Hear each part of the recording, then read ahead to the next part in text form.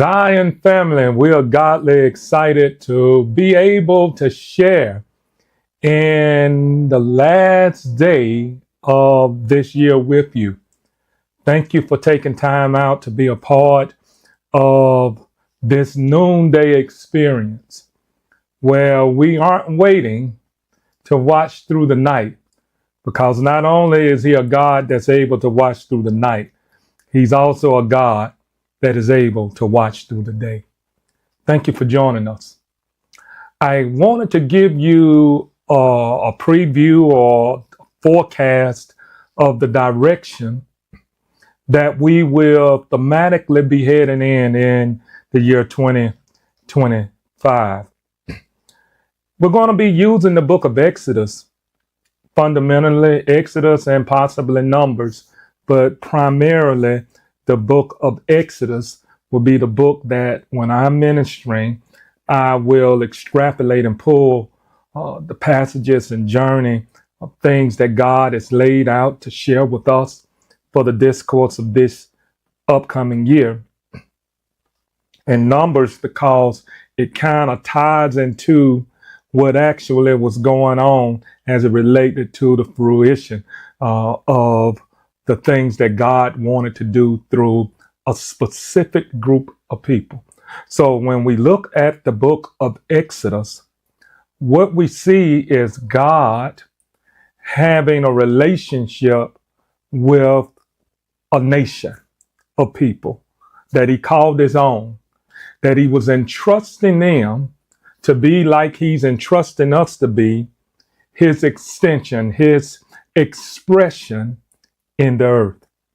I want you to join me in the writings of the book of Exodus chapter 3, and I want to look at verses 9 and 10. Exodus chapter 3, verses 9 and 10. And you'll find these words there. And now the cry of the Israelites had reached me, and I had seen the way that the Egyptians are oppressing them. So now go. I'm sending you to Pharaoh to bring my people, the Israelites, out of Egypt. The theme for 2025, exiting to enter. Exiting to enter. Subtopically, I want to label this particular message, we've had enough. We've had enough. As we broke on this discussion, exit, to depart, to leave from where I am, but I'm not wandering. God is not leading or leaving us in limbo. I'm going somewhere. Can you just go ahead and put that in the chat? I'm going somewhere. I'm not staying in the state that I've been in, because that's not the best that God has for me. I'm going somewhere. And I need God's guidance. I need his intervention. I need his insight in order to go where I'm going. I need God to navigate my way there. See, when we're talking about the book of Exodus, the book of Exodus is a book of covenant. It's a book that is a narrative of the history of the children of Israel. It gives us presentation of various events that took place then. It makes a presentation of speeches, and the emphasis is on covenant and redemption. Covenant and redemption. This divine agreement that God has made with a group of people. An agreement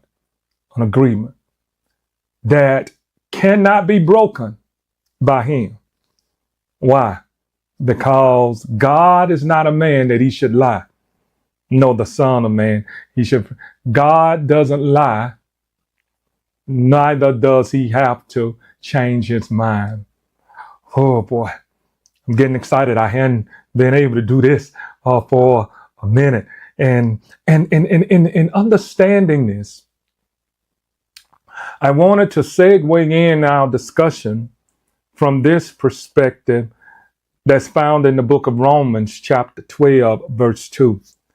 And it says, do not conform to the patterns of this world, but be transformed by the renewing of the mind.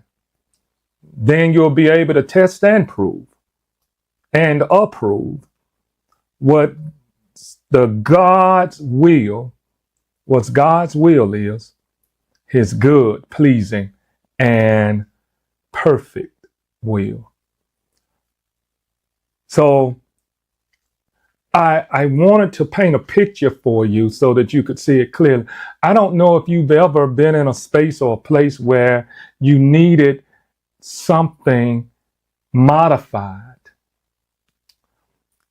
The framing of it was good, but you wanted a room, colors to be changed. You wanted something in that room that was in one place to be moved somewhere else. You wanted to expand the room. All of those are forms of what we call renovation. Renovation. I'm not intending to mess with the foundation because the foundation is good. But what I need to do to enhance what's already there, I need to do some renovation. Well, this is kind of what this text that Paul writes in the book of Romans, and he's instructing and encouraging and giving us insight to say, don't act like culture. Act like you represent me. And in order to not act like culture, because we are in this world, but we're not supposed to resemble this world, we're supposed to resemble our God. And in order to resemble him, he says there has to be a renewing of the mind. So he says, be transformed, be changed. He tells us what not to do, then he tells us what to do, then he tells us how to do it. What not to do. Don't be like culture. What to do. Be changed, transformed. How? By the renewing of the mind. In essence, he was saying, if you've ever participated or been a part of painting or enhancing or modifying something, he says, transformation is the changing of how I see something. Oh, but not only is it the changing of how I see something, it also implies it's the changing of how I do something. I'm after getting different results. And you've heard that age-old sage saying that insanity is doing the same thing the same way over and over and over again, expecting different results. So he doesn't leave us hanging. He says that if you're going to get out of the state that you're in, you've got to be willing to see something different in order to do something different. So if I don't like where I am, if I don't like what I'm dealing with, if I don't like what the results that I'm getting, what am I doing differently?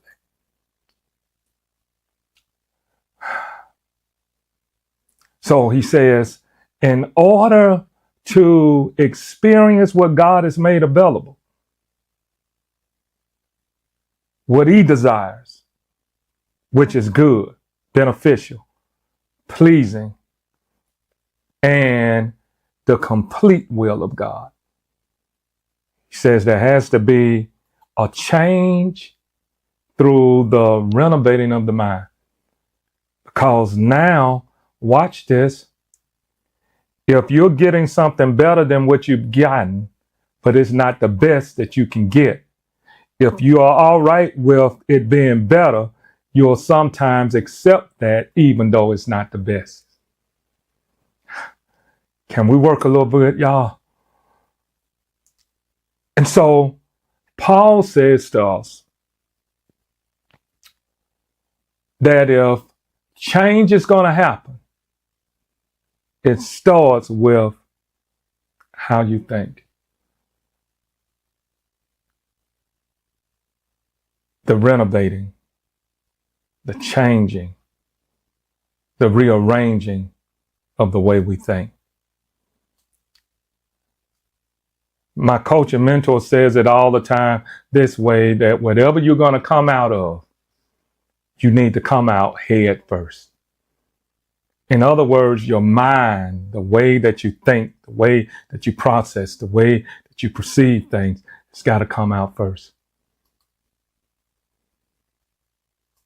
And I'm not talking theoretically, I'm talking experientially. I'm talking based off of experience.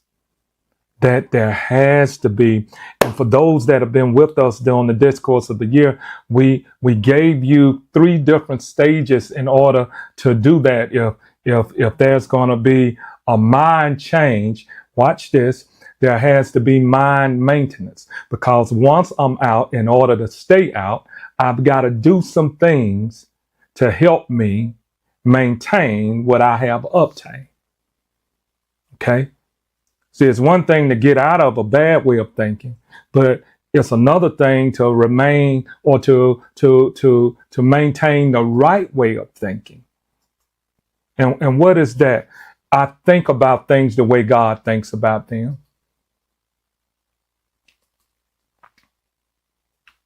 Are we good? So there's maintenance, because now the enemy's desire is to play mind tricks. Okay? So I've got to have mind maintenance in order to be cognitively aware of his mind tricks. But then there has to be, in different stages of your life and my life, there has to be mind shifts. In other words, I'm thinking on a greater level. I'll go ahead and get to the punchline in just a moment. But see, I found out something in changing my environment, my surrounding, my exposure, because if you want to get better, you got to get around better. Okay? I'll say it again for the people in the back. I said, if you want to get better, you got to get around better. Okay? People that are thinking on a level or exposed to what you and I aren't exposed to. And we'll talk about that when we deal with the Vision 2020-25. It's going to be good. Can't wait to share that with you. But while we're there, so Paul says that if I'm going to look like Christ and live like Christ and properly represent Christ, there has to be a changing through the renovating of the mind. Okay, we're good there. Now, watch this. This is a people group that God has a special relationship with. And I'm talking about the Israelites that have found themselves in a space and in a place of bondage for 400 years. For 400 years. Okay, they've been in this cycle because seasons change over time. Cycles change when you and I change. Did you catch that? I said seasons change over time, but cycles only change when you and I change. 4 seasons in the year. Fall, winter, spring, summer. Each one of them change over time. Cycles will remain. keep going around and around until someone changes. Well, preacher, what does that have to do? This is where the text picks up. Look at verse 9. And now the cry of the Israelites has reached me. Wait a minute, God. They've been, you mean to tell me they've been in bondage for 400 years and it's just now reaching you? What was different this time than possibly the other times that they've cried out? They were changing. Oh, y'all missed it. Malachi tells us that he's the same yesterday, today, and forevermore. He doesn't change.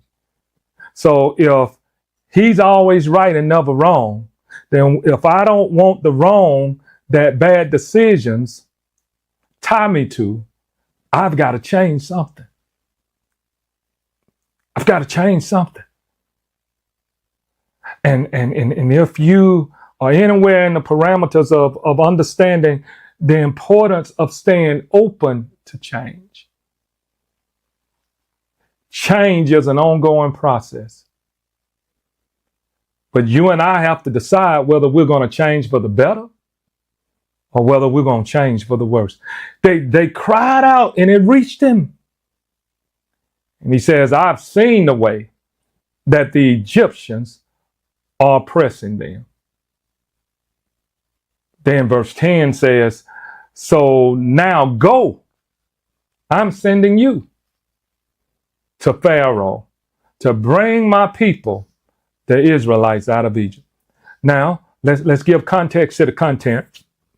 I told you that this is a narrative of the history of a people group. That I told you that it has varying events. I told you that there's a book of covenant.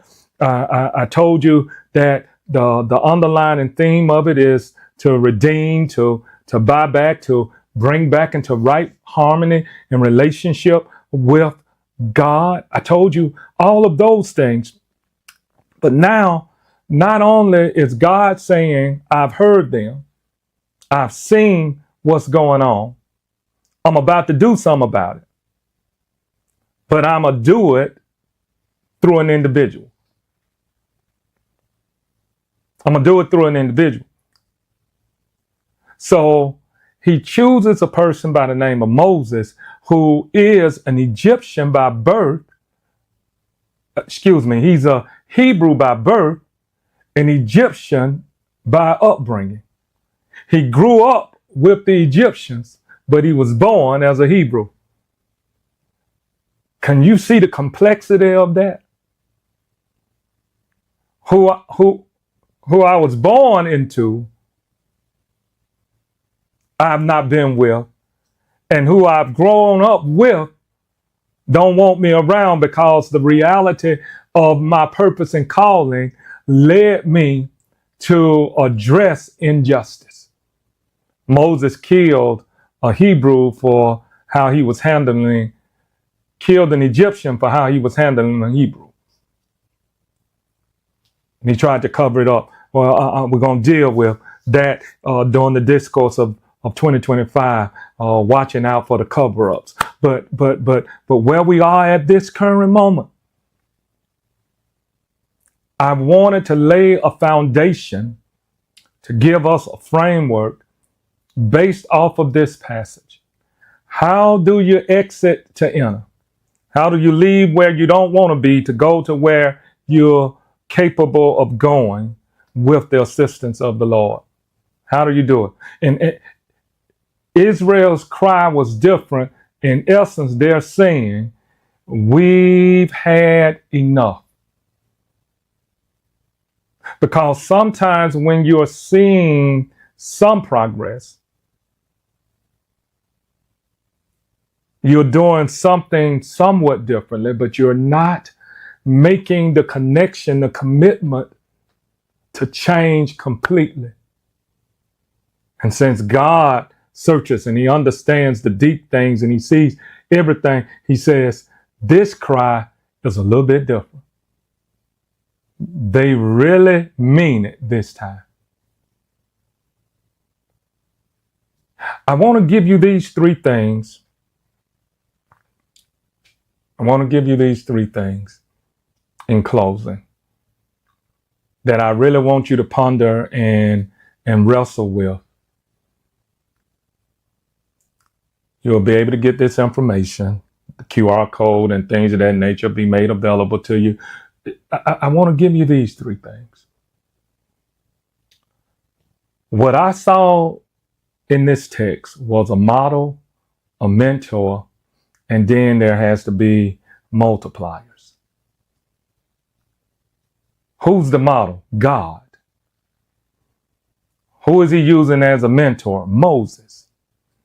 And then last but not least, who are supposed to be the multipliers? Those that take what they received and expand it. The Israelites. So he says Pharaoh and your Pharaoh or your Egyptian, because now you're dealing with a person and a place. Come here, come here, come here, come here. He says, watch this. The place of their bondage was called Egypt. The person that afflicted them with the bondage was called Pharaoh. Okay?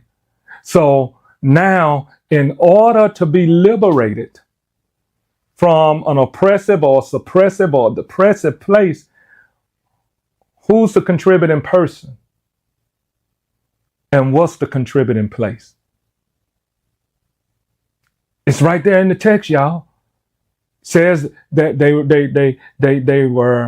were mishandled by the Egyptians in Egypt. Okay? Persons, place. And who was the taskmaster, the leader? Pharaoh. Okay? So, who's been abusive with their influence and mishandling you and not allowing the best of you to come forth? Let's close it. The first thing that I want you to ask, what's been modeled before you? Because now, when Israel had enough, they cried out to their Creator. They cried out to God, the one that made them in his image and his likeness. Remember, they had him as their leader. But historically, there were people groups that had pagan gods. And so they would often conform to culture and want what culture was offering at the cost of denouncing what God was offering. So they gave up what was superior for what was inferior. Ooh, teach the thing, AMMoore. Yes, ma'am. My dear, I'm doing the best I can.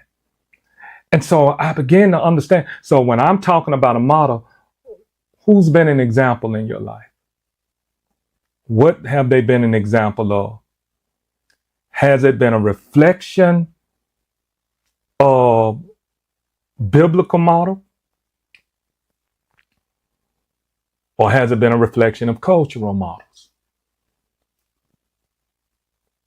And let's be honest with ourselves when we're pondering this, because a model gives us a picture of what's possible. Model gives us a picture of what's possible. Okay? If you and I'm pretty sure the holiday seasons, you all have gone to possible some retail places and they had mannequins or a model, an illustration, a demonstration of what was being offered. It gives you a picture of what's available, a picture of what's possible. Model. So God says, life with me, I'm giving you a picture of what's possible, of what's available. So we move from God being the model to Moses being the mentor, because a mentor now engages you. In other words, a mentor knows and has what you and I desire and is willing to teach it to us if we're teachable. They know it. They have it. They've done it. Because ultimately, mentors grant us speed to get more accomplished in less time. If they've already done it, why am I attempting to do what's already been done when I can just learn from who's already done it and get it done even faster? How did Moses become their mentor? Moses was already liberated. See, you can't have someone that has a bondage mindset help you get free from bondage. You need someone with a liberated mindset to help you do that. So Moses had been already raised as a liberated man. He could help you. See, in other words, what God does and what we learn, my wife is real good at that. She vets before she invests. Catch that if you can. I said she vets before she invests. In other words, she inquires about whoever it is that she's inquiring to possibly use their services before just voluntarily using them. Just because somebody can put information out or look a certain way or present a certain way, it doesn't mean that they're an expert or they're skilled at whatever it is they're doing. So he's being vetted. God has vetted him.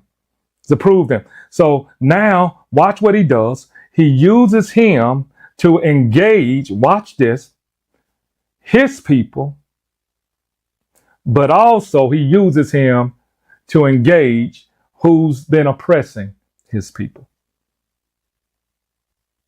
In other words, it's kind of almost oxymoronic. He didn't fit in both worlds, in either one of the worlds, but now he's being used to communicate on behalf of one to the other.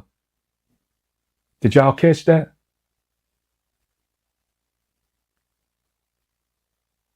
Because mentors grant us speed to get more accomplished in less time. So you know I got a question for you. Who's your mentor? In the varying areas of what you're attempting to get accomplished in life, who is it that you're engaging? And now you all, it's so much easier than it used to be. You can use books, literature, social media platforms, and that's the reason I'm saying vet them before you trust them. No, what verifications do you have to support what you're talking about? You know, you can look good in your marketing and your messaging, but what about in what you're doing? So we see the model, we see the mentor, but now watch now, y'all. Lastly, you see the multiplier. Here it is. The person or the people that have been assigned to expand. Israel is already defying the odds and still progressively moving forward, getting things done. And we're going to explore that in a greater context eventually. They were supposed to be extensions of God. Watch this, no matter where they were. And I think that this is where it can get muddy sometimes. Who are you representing holistically, regardless of the settings that you find yourself in? Multiplier, one that expands. So multipliers are extensions of an original.